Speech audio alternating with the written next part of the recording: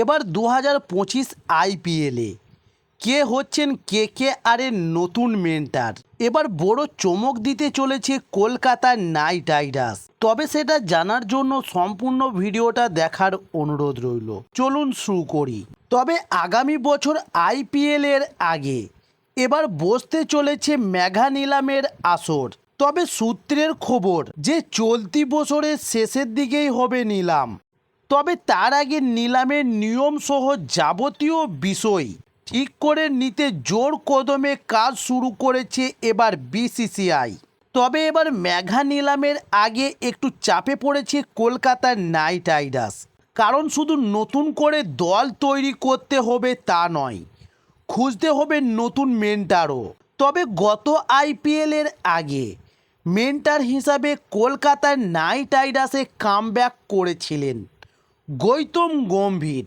তবে নাইট জার্সিতে ফেরেই 10 বছর পর দলকে চ্যাম্পিয়ন করেছেন গৌতম গম্ভীর। তবে সেই সাফল্য খুলে দেয় গৌতম গম্ভীরের ভাগ্যের দরজা। বর্তমানে টিম ইন্ডিয়ার কোচ গৌতম গম্ভীর এবং অপরদিকে কেকেআরও পরবর্তী মেন্টারের খোঁজ শুরু করে দিয়েছে। তবে প্রথমে রাহুল দ্রাবিড়ের নাম ভাসলেও তা নিয়ে মুখ খুলেননি কেকেআরের কর্ণধাররা। তবে এবার গৌতম গম্ভীরের জায়গায় কে হবেন কেকেআরের পরবর্তী মেন্টার তা নিয়েও চলছে জোর জল্পনা। কেকেআরের ভাবনায় রয়েছেন আর এক প্রাক্তন নাইট তারকার নাম।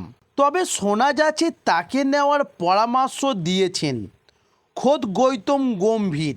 তবে সেই প্রাক্তন কেকেআরের তারকাটি হলেন দক্ষিণ আফ্রিকার প্রাক্তন অলরাউন্ডার জ্যাক ক্যালিস। তবে 2012 থেকে 2014 সাল পর্যন্ত গৌতম গম্ভীরের চ্যাম্পিয়ন দলের সদস্য ছিলেন জ্যাক ক্যালিস। তবে 2015 সালে তিনি ছিলেন নাইটদের ব্যাটিং পরামর্শদাতা। পরে 2019 সালের মৌসুম পর্যন্ত নাইটদের হেড কোচের পদেও ছিলেন ক্যালিস। তবে জ্যাক ক্যালিস যেহেতু নাইট পরিবারের সদস্য ছিলেন, তাই ক্যালিসের অভিজ্ঞতাও কাজে লাগতে পারে কেকেআরের।